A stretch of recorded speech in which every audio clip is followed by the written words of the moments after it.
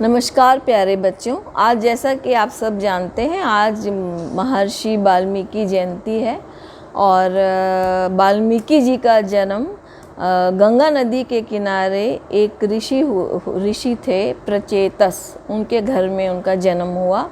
और बचपन में भील समुदाय के लोग उन्हें चुरा ले गए थे, उन्हें मतलब अगवा कर ले गए थे। तो वो भील जाति के समुदाय के लोगों के बीच पले बढ़े और उन्होंने अपने घर के लोगों का, पारिवारिक लोगों का भरण पोषण करने के लिए वो चोरी करते थे और डाका भी डालते थे। और उनका नाम रत्नाकर था।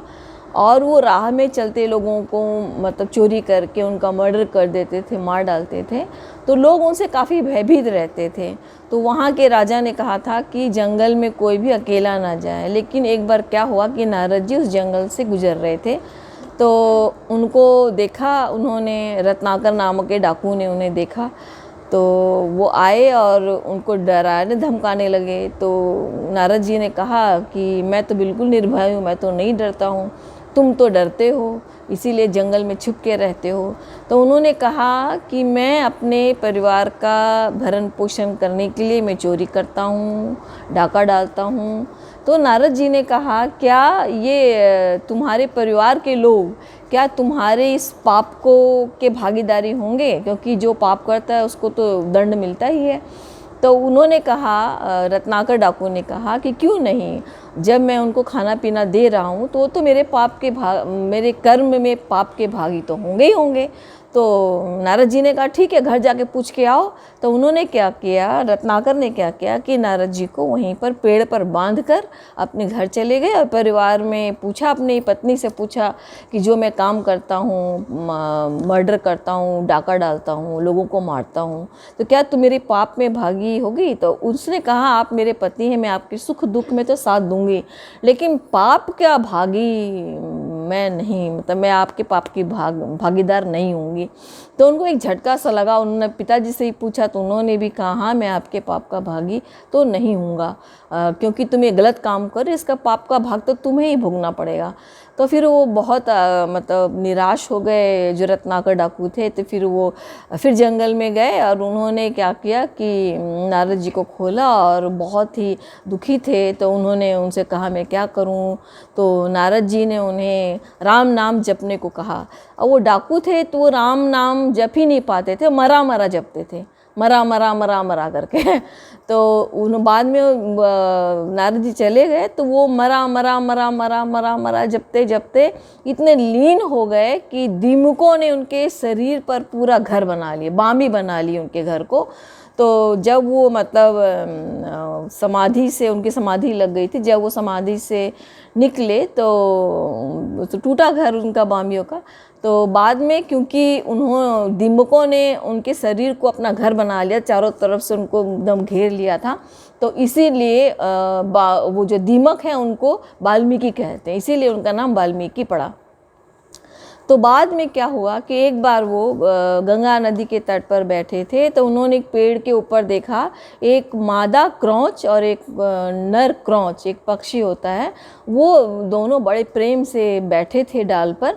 तो अचानक किसी शिकारी ने उसको मतलब तीर मार दिया, तो इस वजह से जो नर क्रौच था वो मर गया। तो जो मादा क्रौच थी, क्योंकि लोग बहुत प्रेम से बैठे थे, तो वो विलाप करने लगी कि क्रौच को मार दिया है। तो उसी वक्त वाल्मीकि जी के मुख से एक कविता निकली, एक श्लोक निकला, मतलब वो श्लोक निकला जो इस प्रकार है। उनके मुँह से अचानक क्या निकला, माँ निषाद प्रतिष्ठाम त्वम गमः शाश्वती समा यत क्रोचा मिथुना दे कमवधीय काम मोहितम। तो लोग ये ऐसा मानते हैं कि पहली कविता उनके मुख से निकली और शायद संसार की ये पहली कविता है। तो यही रामायण का आधार बना और आगे चलकर संस्कृत में उन्होंने रामायण नामक महाकाव्य ग्रंथ की रचना की, जो शायद संसार का सबसे प्राचीन और सबसे वृहद काव्य है। तो आपने देखा आजकल हम लोग मतलब रामायण को जो उन्होंने तुलसीदास जी ने रामचरितमानस लिखा, उसको पढ़कर अवधी भाषा में लिखा। अब देखिए घर घर में रामायण इतना बड़ा ग्रंथ है जिसमें उन्होंने मतलब भाई का प्रेम और आदर्श की स्थापना कैसे और नैतिकता कैसी लाई जाए, ये सब चीज़ों का समावेश है हमारे रामायण में। कहते हैं कि रामायण जो है वो पहले लिख दी गई थी, घटनाएं बाद में घटी हैं। जो रामचंद्र जी वाली घटनाएं बाद में घटी हैं। और इसमें आप देखेंगे कि जब रामायण में अब देखते हैं, जब लास्ट में जब धोबी के कहने पर सीता जी को जब वो गर्भवती थी, राम जी ने उनको निकाला अयोध्या से, तो वो वाल्मीकि के आश्रम में ही गई थी जहाँ लव कुश जी का जन्म हुआ था। तो हम देखते हैं, तो अच्छा यही है उनकी कथा महर्षि वाल्मीकि जी की। और इससे हमें ये प्रेरणा मिलती है बच्चों कि हर व्यक्ति में अगर कमियां हैं, बुराइयां हैं, तो कुछ न कुछ अच्छाई ज़रूर होती है, उसे हमें पहचानना चाहिए। और किस तरह से आप देखिए उनका जीवन एक महान ऋषि के रूप में जाने जाते हैं। वैदिक काल के महान ऋषियों में उनकी गणना होती है। इसका मतलब अगर हम कभी कोई गलत काम कर भी देते हैं तो हमें अच्छाई होती है, हम सुधार कर समाज के लिए एक प्रेरणा स्रोत बन सकते हैं।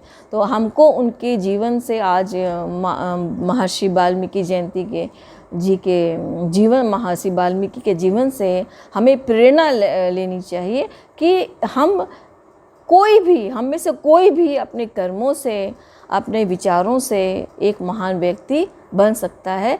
तो आज महर्षि वाल्मीकि जी के जयंती के अवसर पर हम उन्हें नमन करते हैं और प्रार्थना करते हैं कि आने वाली जो भारत की नस्लें ही नहीं बल्कि संसार के